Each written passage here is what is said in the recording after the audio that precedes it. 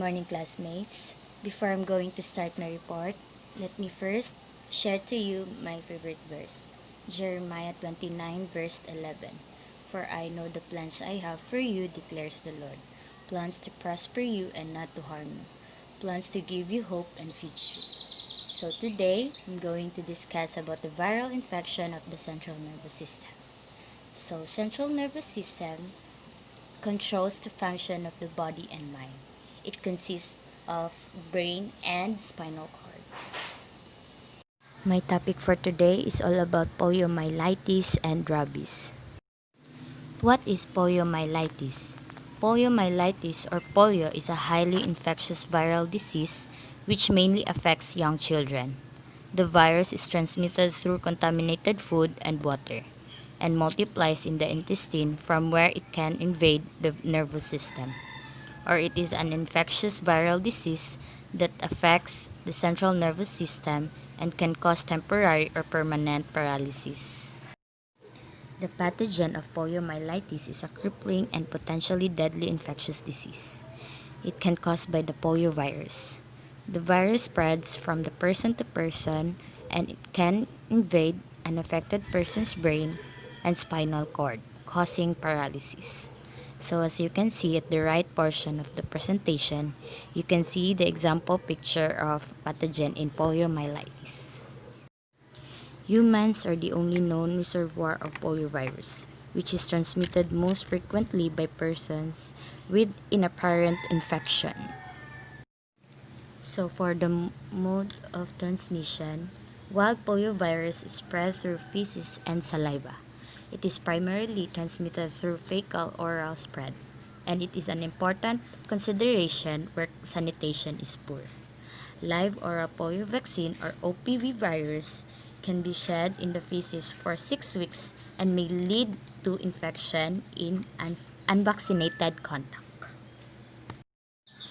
Although polio can cause paralysis and death, the majority of people who infected with the virus don't get sick and aren't aware they've been infected.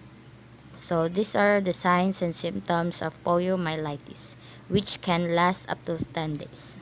First is fever, sore throat, headache, vomiting, fatigue, back pain or stiffness, neck pain or stiffness, and last, pain or stiffness in the arms or legs.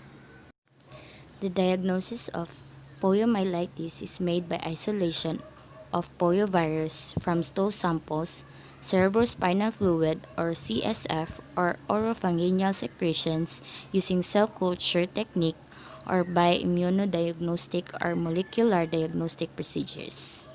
The doctors often recognize polio by symptoms such as neck and back stiffness, abnormal reflexes, and difficulty of swallowing and breathing. Those are my topic about poliomyelitis. My next topic is all about rabies. See the presentation so that you know what rabies is. Next topic is all about rabies. Rabies is the disease caused by the virus, typically from a bite of an animal infected with the virus. The virus itself attacks the central nervous system, including the spinal cord and the brain. Rabies also is a contagious and fatal viral disease of dogs and other mammals that cause madness and convulsions, transmissible through the saliva to human. So the pathogen of rabies is the causative agent of rabies is rabies virus or RV, a negative stranded RNA virus of a rhabdovirus family. As you can see at the presentation, it is an example of pathogen in rabies. The common wild reservoirs of rabies are raccoons, skunks, bats, and foxes. Domestic mammals can also get rabies.